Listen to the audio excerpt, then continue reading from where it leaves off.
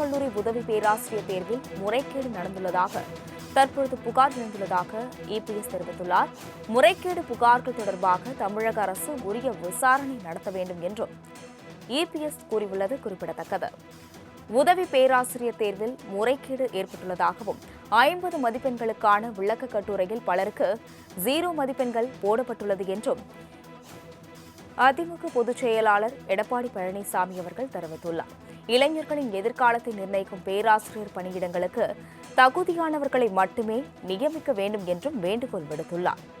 இதுகுறித்த கூடுதல் விவரங்களுடன் செய்தியாளர் ராஜேஷ் இணைப்பில் உள்ளார்.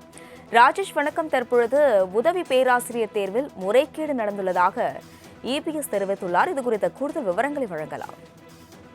அஸ்வினி வணக்கம். அரசு கல்லூரி உதவி பேராசிரியர் தேர்வு முடிவுகளில் முறைகேடுகள் நடைபெற்றுள்ளதாக எழும் புகார்கள் மீது உரிய விசாரணை மேற்கொள்ளவும், இளைஞர்களின் எதிர்காலத்தை நிர்ணயிக்கும் பேராசிரியர் பணியிடங்களுக்கு தகுதியானவர்களை நியமிக்கவும் டிவிகே அரசை வலியுறுத்துகிறேன் என அதிமுக பொதுச் செயலாளர் எடப்பாடி கே பழனிசாமி அறிக்கை ஒன்றை வெளியிட்டிருக்கிறார். அதில் கிட்டத்தட்ட 25 வருடங்கள் இடைவெளிக்கு பிறகாக கடந்த ஆண்டு டிசம்பர் மாதம் அரசு கலை மற்றும் அறிவியல் கல்லூரிகளில் உள்ள சுமார் 2708 உதவி பேராசிரியர் காலி பணியிடங்களை நிரப்புவதற்காக கடந்த திமுக ஆட்சியில் ஆசிரியர் தேர்வு வாரியம் மூலம் தேர்வு நடத்தப்பட்டது.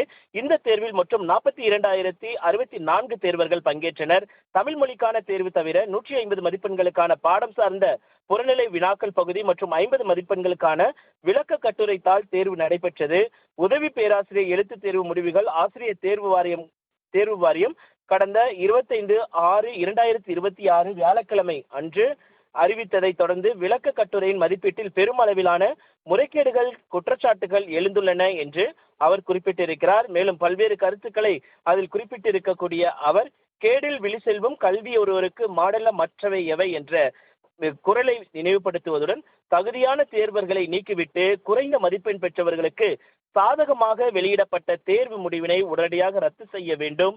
மேலும் இது குறித்து சுதந்திரமான முழு விசாரணை நடத்தப்பட்டு தவறு இழைத்தவர்கள் யாராக இருந்தாலும் அவர்கள் மீது சட்ட கடும் நடவடிக்கை எடுக்க வேண்டும் என்றும், விசாரணை முடியும் வரை அனைத்து ஆட்சேர்ப்பு நடவடிக்கைகளையும் நிறுத்தி வைக்க வேண்டும் என்று தமிழக வெற்றிக்கழக அரசை வலியுறுத்துகிறேன் என அந்த அறிக்கையில் அதிமுக பொதுச் செயலாளர் எடப்பாடி கே பழனிசாமி குறிப்பிட்டிருக்கிறார். அஸ்வினி, விவரங்களுக்கு நன்றி ராஜேஷ்.